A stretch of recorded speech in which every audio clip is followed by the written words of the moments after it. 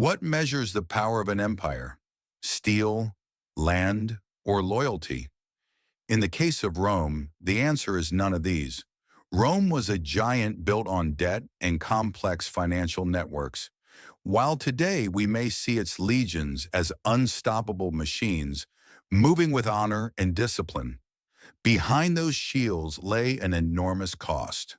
The logistics, salaries, and supplies of thousands of men.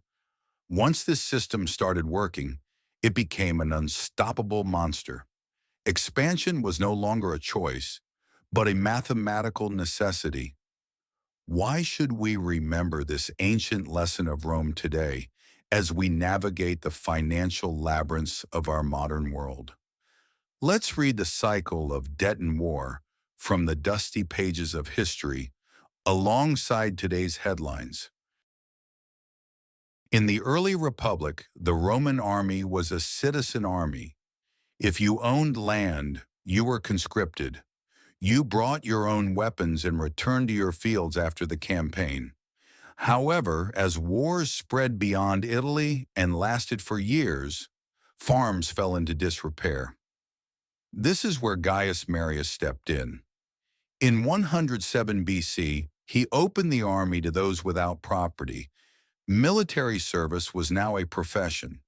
The state promised them a salary, stipendium, and land in retirement. But there was a problem. Who would pay these salaries? The state treasury had become dependent on cash from conquests. If there were no conquests, there were no salaries. If there were no salaries, there were rebellions. Rome was now like a snake eating its own tail. Rome didn't just raise soldiers, it raised capital too. The state treasury was depleted, especially during the Punic Wars with Carthage. The solution? Borrowing from the equities, Rome's wealthy financial class. These men were like today's investment bankers. They lent money to the state, but in return received the privilege of collecting taxes. These private entrepreneurs, called Publicani, went to the provinces, collected taxes, paid off the state debt, and made enormous profits. This was the first major military-industrial complex in history. War had become a business. Senators received a share of these war investments, and generals repaid their loans with promises of victory. When the war ended, investors demanded even more interest and more provinces.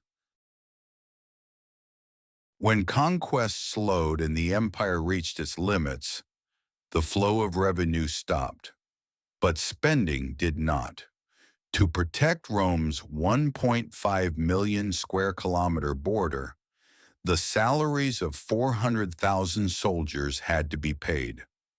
The emperors resorted to the oldest trick in history, diluting the currency. The silver ratio, which was 95% during the reign of Emperor Nero, fell to almost 0% over the centuries.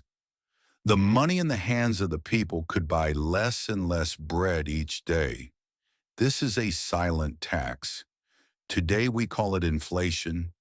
While the rich protected their wealth in land and property, salaried soldiers in the lower class were driven into destitution. When the social fabric crumbled, trust in the army also vanished.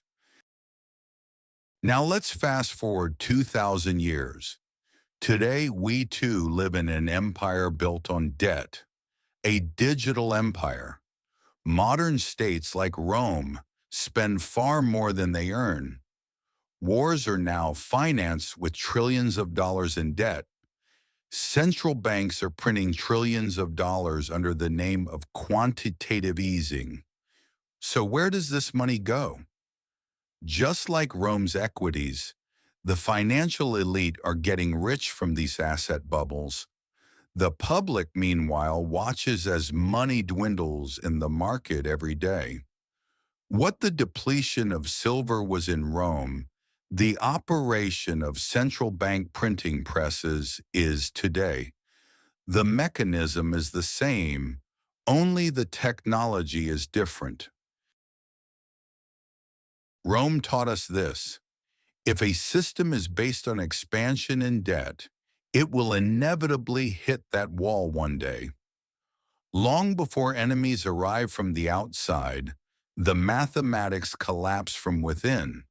Today we are like modern legionnaires, struggling to survive in the gears of the system with our salaries dwindling. The first thing you can do is understand the rules of this game. Studying financial history is not just about learning the past, it's about foreseeing future storms. The question we must ask is, when the mathematics no longer works, who will dare to fix it? Or will we continue to be preoccupied with free bread and digital circuses? Thanks for watching.